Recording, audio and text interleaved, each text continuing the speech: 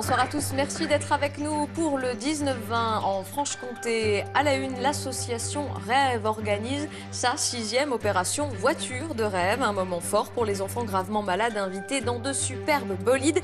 Nous avons suivi Maëva, entourée de nombreux bénévoles.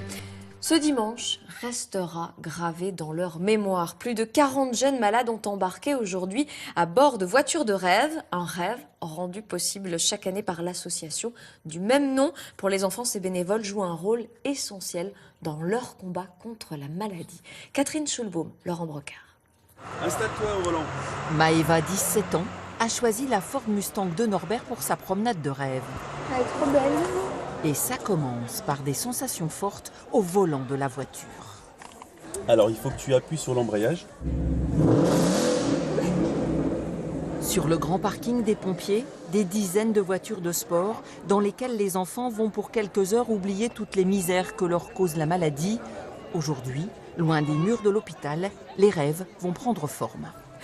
Ça donne des objectifs en fait dans le processus de guérison. C'est toujours une motivation supplémentaire pour les enfants de se dire bah voilà, une fois que je serai guérie, je pourrai réaliser ce rêve.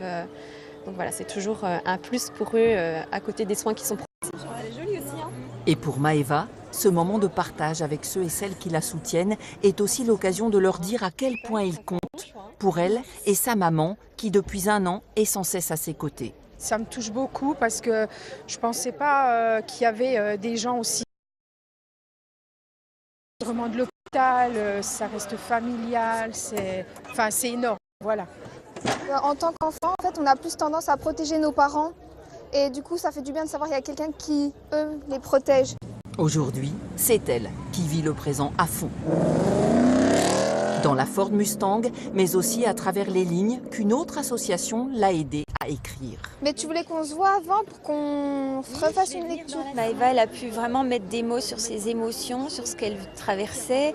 Et puis c'est aussi l'envie pour elle de faire comprendre aux autres ce qu'elle vit. À ses amis particulièrement. On se sent parfois incompris quand on est malade, ce qu'on traverse c'est difficile et puis on a l'impression que l'entourage ne comprend pas complètement ce qu'on traverse. Des mots et des rêves donc pour se battre plus fort encore. Le prochain défi relevé par l'association sera d'emmener Maëva à New York. Tous les enfants ici sont combattants, mais de savoir qu'on va réaliser notre rêve, ça nous donne encore plus envie de foncer en fait. Et ce rêve-là, tu vas le réaliser? Oui, l'année prochaine. New York 2018 sera donc le prochain grand rendez-vous pour Maëva.